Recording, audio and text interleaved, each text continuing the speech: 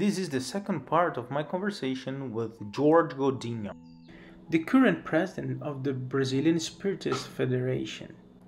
George was in Canada for the 2019 Canadian Spiritist Conference. This conversation will be in Portuguese, so if you're not familiar with the language, feel free to activate the subtitles below.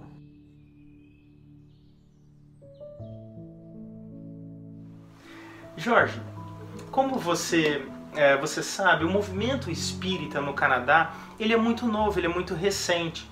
Muitas vezes no Brasil nós temos como dado a função e o papel do centro espírita. Porém, essas questões são convites, nós somos convidados a refletir um pouco mais a fundo nessas questões, principalmente quando nós temos aqui, vivenciamos num movimento espírita muito novo, muito recente. O que é a casa espírita ou o centro espírita? Bom, a casa espírita, o centro espírita, é o local onde nós encontramos a doutrina espírita sendo estudada, divulgada e praticada.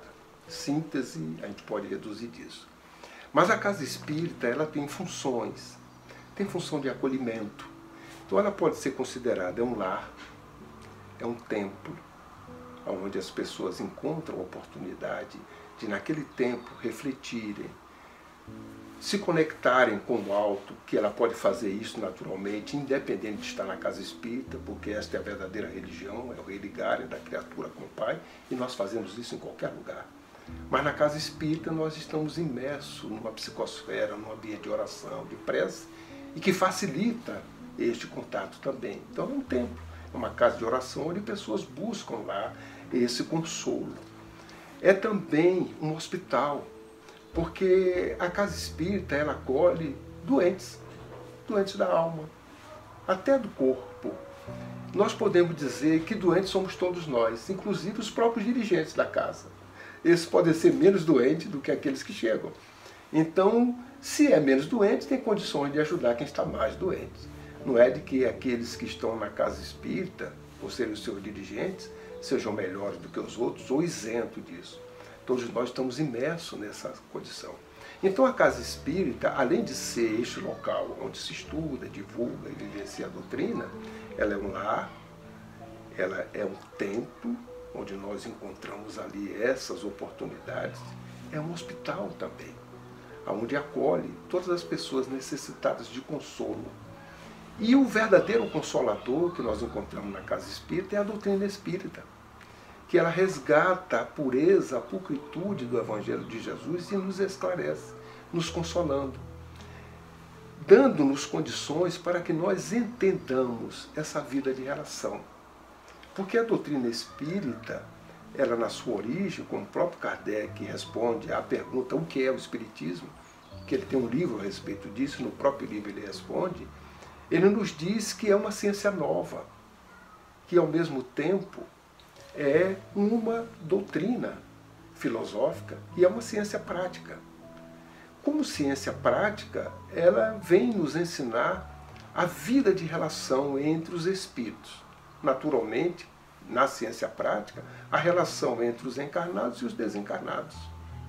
Mas, ao mesmo tempo, ela nos ensina também a relação entre os encarnados, que são os espíritos, e entre os desencarnados, nos mostrando a melhor forma de convivermos de forma fraterna, como irmãos da humanidade, filhos do mesmo Pai, com compromissos assumidos num processo encarnatório ou quando estamos vivendo a verdadeira vida. Mas como doutrina filosófica, ela nos ensina também, nos responsabilizando de todas as consequências morais decorrentes dessas relações. Então, a relação que eu tenho com você, ela pode ser conflituosa ou não, dependendo do ponto de vista que eu tenha ou das convicções. Se eu apenas imagino que eu sou uma pessoa que nasci, vou viver e vou morrer, essa relação ela tem uma característica. Se eu sei disto e tenho consciência disso, de que eu sou um imortal, e de que esta é uma existência dentre muitas que eu já tive e que terei no futuro, esta relação entre nós ela tem outra característica, mais de permanência, de responsabilidade. Porque como esta ciência nova tem essas características, Kardec nos diz que, em síntese, é uma ciência que vem para mostrar a nossa origem, a nossa destinação, de onde viemos, para onde vamos, o que é que nós estamos fazendo aqui. Respondendo a perguntas milenares que a humanidade vem fazendo. Quem sou? Para onde vou? O que é que eu estou fazendo aqui? Então a doutrina espírita consegue, isso consola. Então quando a pessoa entra numa casa espírita, ela vai buscar algo. Ela precisa de respostas. E essas respostas ela encontra na própria doutrina. E no momento que a pessoa chega com a sua peculiaridade, com a sua característica, e a casa acolhe, ela está fazendo como um lar. Que nós chegamos ali cansados, com problemas, e no lar você chega e se entra em paz, você entra numa psicosfera, onde você sabe que ali você tem o seu cantinho, você tem aquilo que lhe aguarda para você dar o seu descanso. É como se fosse uma pausa. A casa espírita é um lar, porque ela acolhe irmãos que chegam ali, às vezes em desespero. Alguns com curiosidade, querendo apenas resposta a essas perguntas, que ela fica em dúvida, e ali ela encontra. Outros com problemas sérios de incompreensões, ou até problemas físicos, ou problemas espirituais, que ela adentra em busca também de resposta ou de consolo, alguns até em busca de cura na casa espírita. Mas quando ela encontra esta nova ciência, ela encontra esta realidade, que ela compreende que é um ser imortal e que ela está de passagem aqui na Terra, num processo de aprendizado, numa escola, que é a escola da vida, para que ela possa aprender, crescer, agregar valores, para quando retornar à verdadeira vida, voltar melhor do que chegou, muda. O simples fato de entender que é imortal e há reencarnação é uma palavra mágica que, quando entendida, ela muda a vida das pessoas. Muitas pessoas testemunham dizendo que a doutrina espírita mudou a vida. Quando você vai observar, foi justamente o enfoque que ela tinha da vida, e a partir do momento que conheceu a doutrina, sendo acolhida numa casa espírita, ela ali encontrou. Outros chegam por curiosidades, de diversas formas. E nós estamos raciocinando e falando isso não apenas na dimensão material. Porque quando você cria uma célula no nosso mundo material, ela antes já foi criada no plano espiritual. E talvez com dimensões muito mais intensas, maiores, do que aquela que se reduz na nossa dimensão. E isto a espiritualidade realiza para que também acolha com essas mesmas características os espíritos que, ao desencarnarem, se encontram tão materializados quanto nós aqui. Porque não compreendem, eles imaginavam que morria, tudo acabava, e via que a vida continua e não sabe distinguir estas coisas até o momento em que é esclarecido.